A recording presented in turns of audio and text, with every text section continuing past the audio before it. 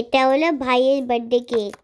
এবার cake cutting হচ্ছে, কিন্তু মানে ফায়ার গান যে চালাচ্ছিল বললে ভাইয়ের ওইদিকেই মন রয়েছে, খালি বলছে ওইটা নেবো ওইটা নেবো। সেই অনেক কষ্টে কেক কাটিং হয়েছে।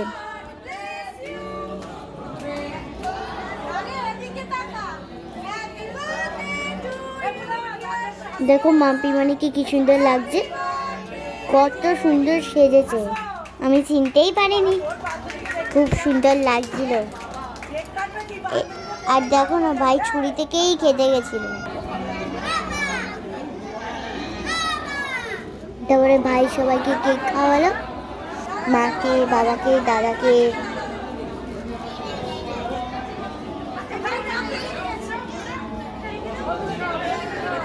তারপরে এতক্ষণে পেয়েছে।